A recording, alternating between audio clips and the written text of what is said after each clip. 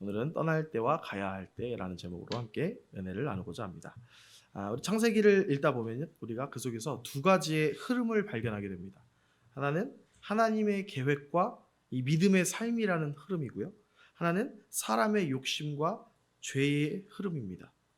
그런데 이 두 가지 흐름이 분리되어 있지 않습니다. 완전히 분리되어 있지 않아요. 제가 우리 오늘부터 죄를 떠나 믿음의 삶만 살아갑시다, 이렇게 외칠 수는 있습니다. 그러나 정작 이렇게 외치는 저도 죄악을 완전히 떠날 수 있느냐? 그렇지 않다는 것입니다. 우리 안에도 믿음의 삶과 죄악의 삶이 복잡하게 엉켜져 있어요. 이것을 완전히 풀 수 있다면, 풀어서 내가 믿음의 삶만 갈 수 있다면 가장 좋겠습니다만, 우리가 설교를 많이 듣고 기도를 많이 해서 우리의 삶이 그런 완전히 새로운 경지에 이를 수 있다면 신앙생활이 쉽다라면 쉽다라고 말할 수 있겠지만 그렇지가 않잖아요. 수많은 예배와 기도를 통해서도 쉽게 우리의 삶이 믿음의 삶으로 완전히 변하지는 못하는 것이 현실이라는 것이죠. 우리는 그래서 우리를 먼저 스스로 알아야 된다는 거예요. 내가 성도이지만, 거룩한 하나님의 자녀이지만 내 안에도 이 죄악의 삶의 흐름이 엉켜져 있다는 것을 알아야 된다는 것입니다. 우리가 스스로의 힘으로는 의로운 자리로 온전히 회복될 수 있는 존재가 아니라는 것이죠. 내가 저 사람들보다는 낫다, 이런 생각으로 우리가 스스로 과대평가를 하고 자꾸 살아가려고 하는 게 우리의 속성이에요. 내가 쟤보다는 낫지. 학교 다닐 때 그랬던 것 같아요. 항상 성적이 중간이었는데 그래도 한 40명이 있으면 밑에 한 20명 있고 위에 한 열 몇 명 정도 있었던 것 같아요. 그래도 밑에 있는 애들이 나보다 많으니까 난 괜찮은 학생이다, 이렇게 생각을 하는데 사실 우리가 그렇게 살아가는 것이 성경적인 삶은 아니라는 것이죠. 누가복음 18장 이제 9절에서 14절에 예수님께서 이 비유를 말씀하십니다. 바리새인과 세리의 기도의 비유가 나타납니다. 바리새인은 이렇게 기도합니다. 따로 기도하여 이르되 하나님이여, 나는 다른 사람들 곧 토색 불의 간음을 하는 자들과 같지 아니하고 이 세리와도 같지 아니함을 감사하나이다. 나는 일에 2번씩 금식하고 또 소득의 11조를 드리나이다. 이렇게 기도했습니다. 바리새인은. 근데 세리는 멀리 서서 감히 눈을 들어 하늘을 쳐다보지도 못하고 가슴을 치며 이르되 하나님이여, 불쌍히 여기소서, 나는 죄인이로소이다 하였느니라. 그래서 하나님께서 누굴 의롭다고 하셨다고요? 세리를. 그저 전 죄인입니다 라는 사람을 하나님께서는 오히려 의롭다라고 칭하셨다는 것이죠. 세상에 물론 보면 쓰레기 같은 사람들 많이 있습니다. 악한 사람들 많아요. 뉴스에 보면 얼마나 추악한 일들이 많이 나옵니까? 하지만 그들보다 내가 낫다고 해서 내가 의인인 것은 아닙니다. 나만 느끼지 못할 뿐이지 내 주변의 사람들은 내 단점과 죄악들을 다 보고 있습니다. 굳이 관계를 위해서 말하고 있지 않을 뿐입니다. 다 알고 있어요. 하나님께서 아브라함에게 1절에 이렇게 부르면서 말씀하십니다. 너의 고향과 친척과 아버지의 집을 떠나 내가 내게 보여줄 땅으로 가라, 이렇게 말씀하십니다. 아브라함이 사는 곳은 갈대아 우르라는 땅입니다. 아브라함이 여기 갈대아 우르에서 가나안으로 가는데, 우르는 가나안보다 좀 멀어요. 노아의 홍수 이후에 이 10세대가 채 지나기 전에 어떤 일이 있었냐면, 사람들이 스스로 높아져서 바벨탑을 쌓다가 다 하나님께서 뿔뿔이 흩어놓으셨어요. 근데 이 노아의 10대 손인 아브라함이 이 살던 그 우르라는 지역도 월신 우상 숭배가 성행하는 그런 지역이었어요. 노아의 가족만 구원받았으니까 세상에 노아의 가족밖에 없었잖아요. 다시 홍수 이후에 그 사람들은 다 신앙인이었어요. 근데 10세대가 지나니까 또다시 세상에 우상 숭배가 가득해졌다는 것입니다. 그런 곳에 아브라함도 살고 있었어요. 근데 하나님께서는 여기서 떠나라고 하세요. 하나님이 아니라 세상의 다른 것들을 기준으로 삼고 다른 것들로부터 즐거움을 찾는 이 죄의 지역에서 이제 떠나라고 하십니다. 하나님께서 떠나라고 하시는 이유는 바로 뭐냐면, 너의 소망, 너의 주인은 바로 나 여호와다 라는 것을 알려주시기 위함이셨습니다. 아브라함, 잘 살고 있는 아브라함을 떠나라고 하나님께서 명령하시는 것은 너의 주인이 바로 나 여호와다. 너가 따라 살아야 할 기준은 그곳이 아니라 바로 여호와의 말씀이다 라는 것을 하나님께서 아브라함에게 알려주기를 원하셨던 거죠. 왜 하나님은 가나안 땅과 멀리 떨어진 곳에 사는 아브라함을 불러서 믿음의 삶을 살게 하셨을까요? 아니, 굳이 우르라는 곳에 있는 아브라함이 아니더라도 하나님은 그냥 가나안에 사는 사람 중에서도 얼마든지 믿음의 사람들을 일으키실 수 있는 분이세요. 그렇죠? 하나님 얼마든지 믿음의 사람들을 그냥 가나안에서 일으켜 세우실 수 있어요. 굳이 멀리 사는 아브라함을 그곳으로 향하게 하지 않으셔도 되는데 말이죠. 근데 우르라는 지역에서 아브라함을 불러서 가나안으로 향하게 하신 것은 하나님의 놀라운 뜻이 있었다는 거예요. 아브라함을 부르신 하나님의 뜻은 사실 우리를 부르신 뜻하고 같아요. 여기 제가 한번 따라해 봤으면 좋겠습니다. 하나님이 내 주인 되시고 기준 되십니다. 네, 하나님이 내 주인 되시고 기준 되십니다. 이 고백을 하게 하기 위해서 하나님께서는 우르에서 살고 있는 아브라함을 부르신 거예요. 우리도 마찬가지예요.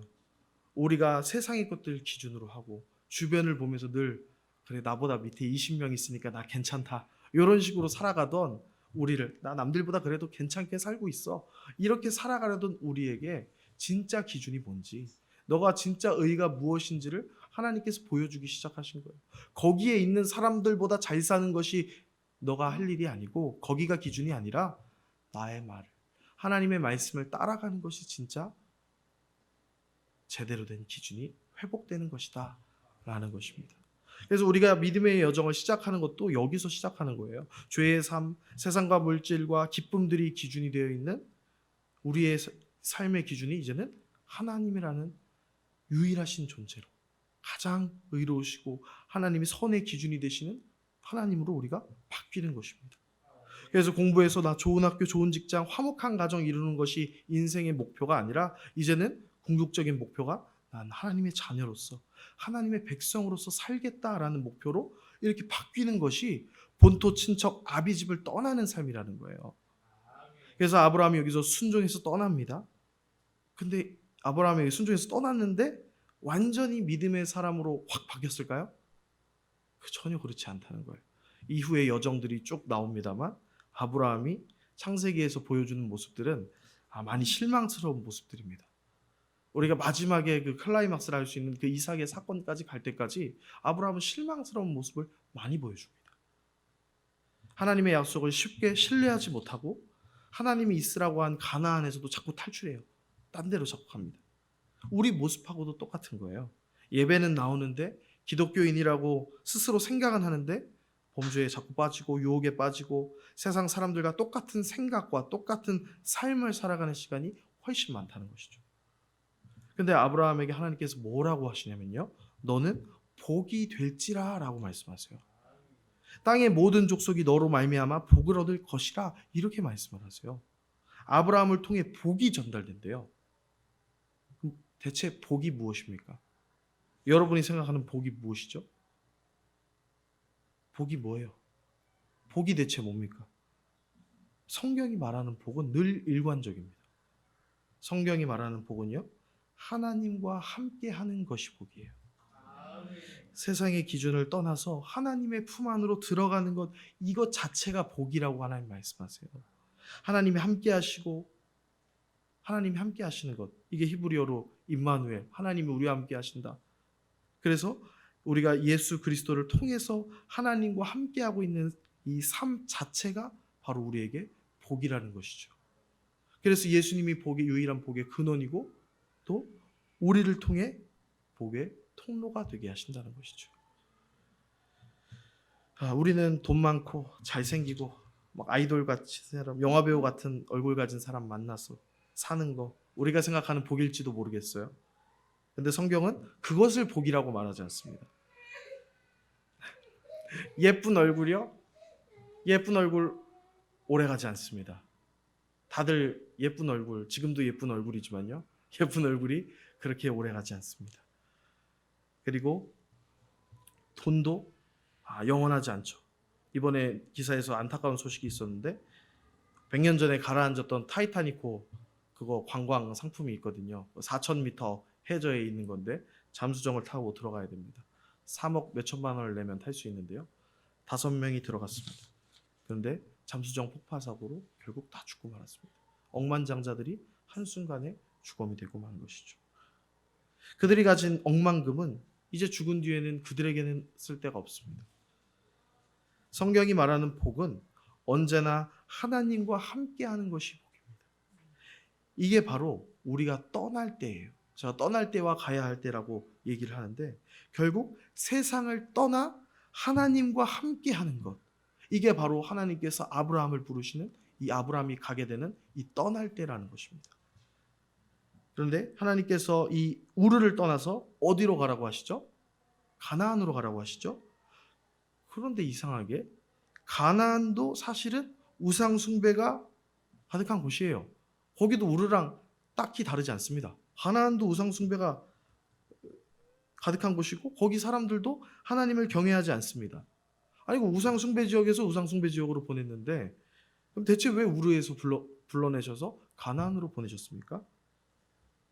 왜냐하면 그 중간에 뭐가 달라졌습니다. 뭐냐면 뭘 주시냐면요. 1절 이후에 2절부터 아까 뭘 주신다 그랬죠? 너는 뭐가 될지라? 복이 될지라라고 하셨잖아요. 아브라함이 이제 달라진 것은 복, 하나님과 함께하는 삶으로 바뀌었다는 거예요. 그래서 그 복이 실현돼서 그 가나안에서 하나님의 백성들이 자라나고 세워지는 것이 가나안에서 이루어질 것이기 때문에 하나님께서는 그 복을 가지고 가나안으로 아브라함을 보낸 것입니다. 그래서 7절에 내가 이 땅을 내 자손에게 주리라 이렇게 말씀하시는 거예요. 이것에서 하나님과 함께하는 민족이 세워지는 거예요. 하나님의 나라가 세워지는 거예요.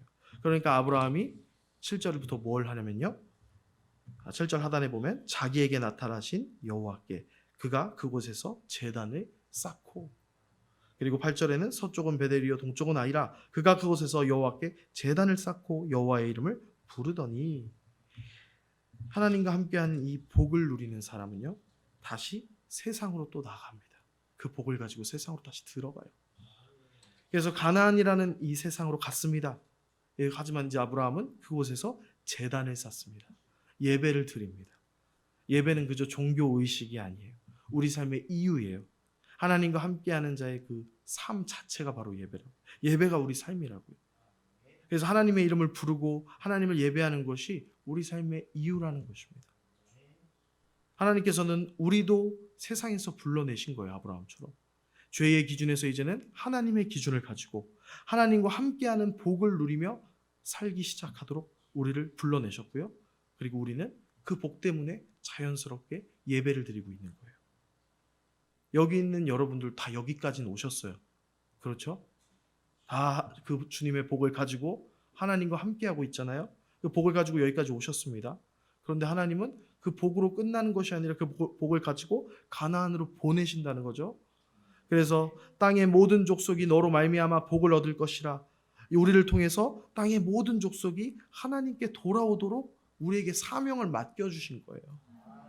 우리가 세상의 기준을 떠나서 예배자로 서 있지만 그래도 우리는 예배만 드린다고 끝이 아니라 다시 세상으로 보냄 받은 자라고요. 그래서 복을 전하라고 보내심을 받은 거예요. 임마누엘 예수님을 전하라고 우리가 보냄을 받았다는 것입니다. 제가 작년에 예별이랑 자면서 이제 앉고 이렇게 얘기를 해줬어요. 예별아, 어린이집 친구들은 예수님을 모르는 친구들이 훨씬 많아. 얘기를 해줬어요. 근데 예별이가 정말 깜짝 놀랐어요. 왜냐면 예별이는 늘 이 제품에서도 이 교회에서도 예수님 이야기를 듣고 말씀을 듣다 보니까 다른 친구들도 다 그런 줄 알았던 거예요. 어린이집 친구들도 내가 굳이 얘기를 안 해서 그렇지 당연히 다 교회 다니는 걸로 생각을 했다고요. 매일 만나는 이 수아 주원이처럼 다 예수님을 알 거라고 생각을 했던 거죠. 근데 그렇지 않다고 하니까 그래요? 하면서 또 깜짝 놀라는 거예요. 당연히 다 친구들 교회 다니는 줄 알았는데 아니라는 거예요. 그래서 놀란 예별이에게 제가 그래서 친구들도 예수님을 알 수 있도록 우리가 소개해 줘야 돼. 이렇게 이야기를 해줬습니다. 그때는 그래서 어떻게 전해야 될지 모르겠어요. 그러길래 아빠가 계속 알려줄 테니까 준비되면 소개시켜줘. 이렇게 하면서 잠이 들었던 거죠. 그래서 그 이후에도 성경에 대해서 막 잠자리에서 많이 물어보고 그랬었는데 이제 올해 들어서 이제 에베리가 어린이집에서 열심히 전도를 시작한 거예요. 친구야, 처음에 이제 하늘땅교회 와 이렇게 전도하기도 하고 나중에는 친구야, 우리 예수님이 우리를 위해서 십자가에서 죽으셨어 이렇게 전하기도 하는 거예요. 얼마 전에 이제 요즘 계속 시즌에 하고 있는 게 책을 가져와 가지고 친구들끼리 바꿔보는 시간이 있는데 예배를 이제 기회가 있을 때마다 늘 그림 성경을 가져와 가지고 친구들한테 소개를 시켜주는 거예요. 그런데 예배리가 다녀오면 이제 풀이 죽어 있어요. 왜일까요? 친구들이 예수님 이야기를 안 듣기 때문이죠. 예수님 이야기 나 안 들을래, 재미없어, 무서워. 어떤 친구들은 그런 이야기 다 가짜래, 지어낸 이야기래. 이런 얘기도 예배리가 듣고 나니까 실망이 되는 거예요.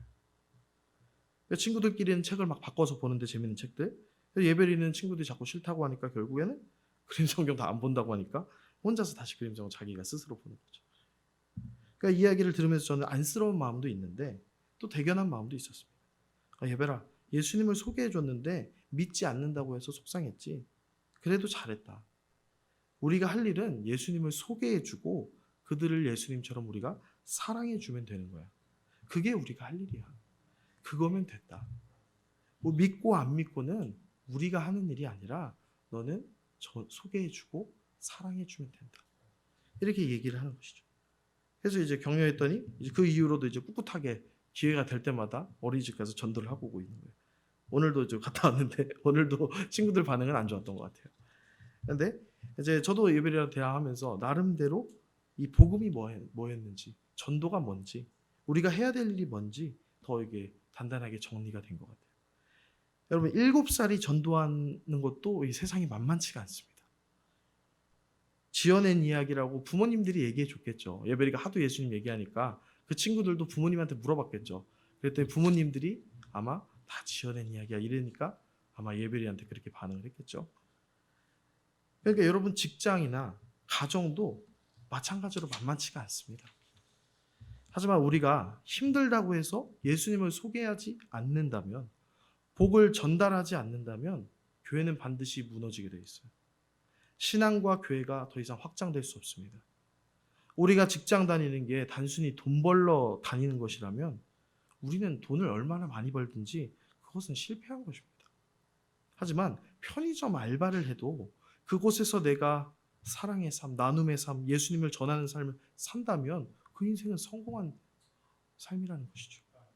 하나님이 우리를 세상에 보내신 이유, 가정에 보내신 이유, 직장에 보내신 이유가 땅의 모든 족속이 너로 말미암아 복을 얻을 것이라, 이 말씀에 하나님의 목적이 있다는 것입니다. 초대교회가 그렇게 살았어요. 건물, 돈, 권력은 없었어도요, 삶의 현장에서 예수님 닮은 그 사람으로, 복의 전달자로, 축복의 통로로 살았어요. 그 사람들이 박해가 있었지만, 고난이 있었지만 그 삶을 지켜낸 성도들의 삶의 현장에서 기적이 일어났어요. 가정에서 예수님 닮은 아내들이 되니까 남편들이 복을 받아 전도가 되는 거죠. 그리고 일터에서 예수님 닮은 종으로, 또 근로자로 일하니까 동료들 그리고 주인들에게 복음이 전해졌어요.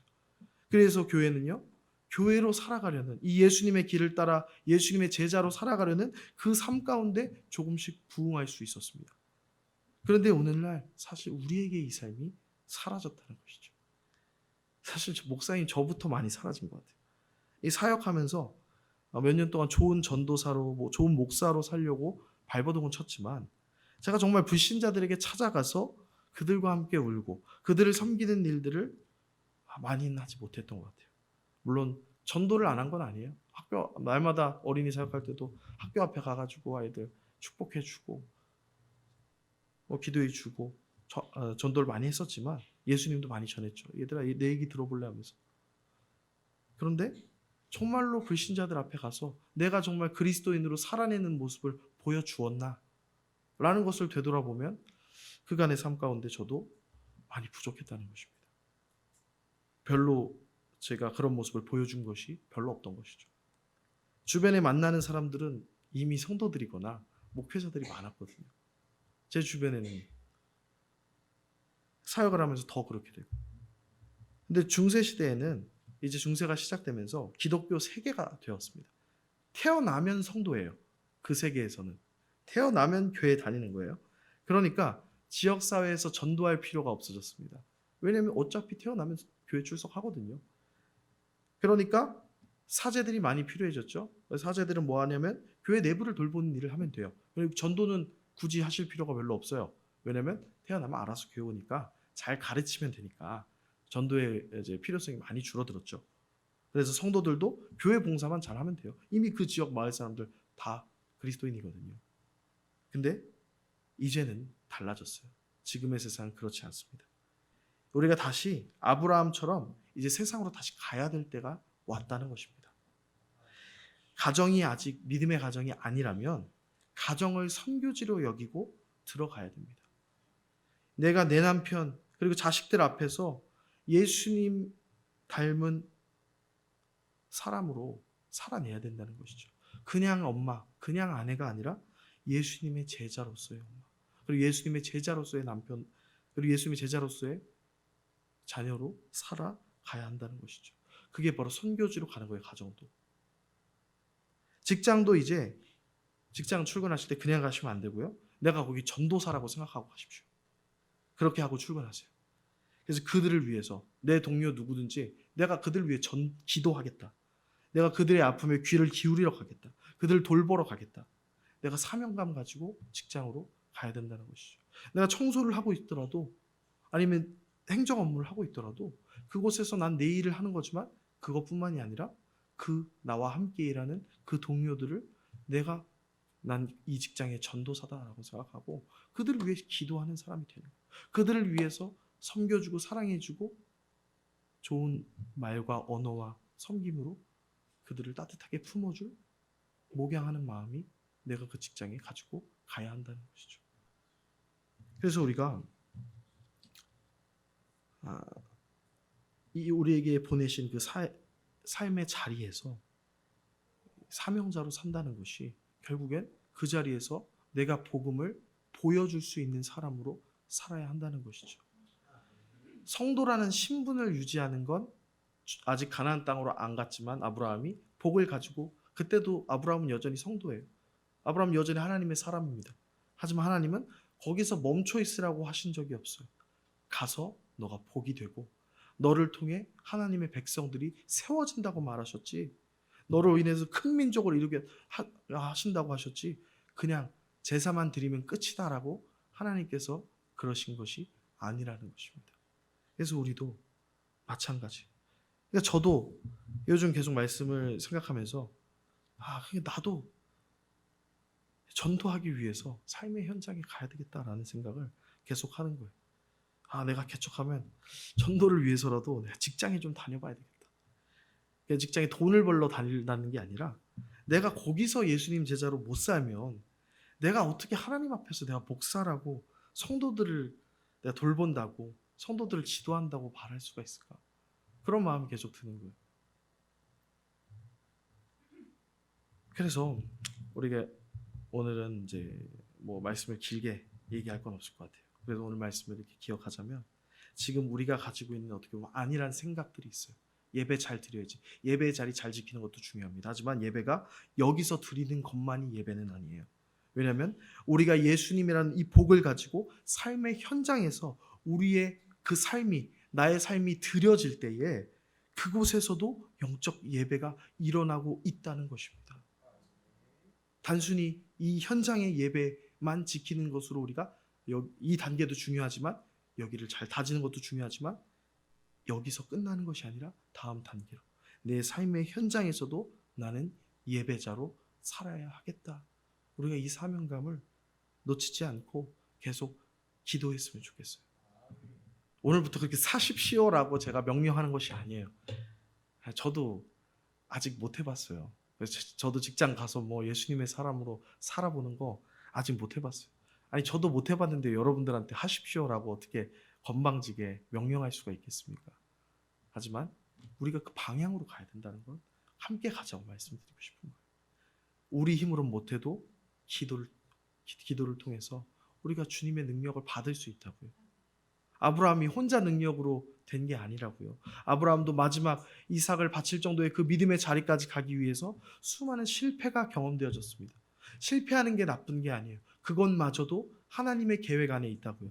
하지만 내가 그 마음을 가지고 하나님께 기도하면서 전진한다면 하나님께서는 내가 몇 번 넘어질 수 있어도 반드시 저는 단 한 명의 영혼이라도 우리를 통해, 나를 통해 반드시 주님께로 이끄는 그러한 역사가 삶의 현장에 나타날 것이라 믿습니다.